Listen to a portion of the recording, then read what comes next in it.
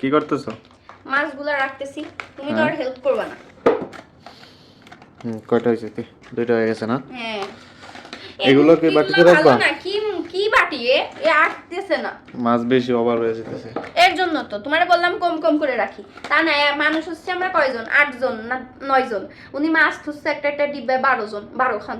আর কয়জন কোন আসবে? বেশি থাকা ভালো।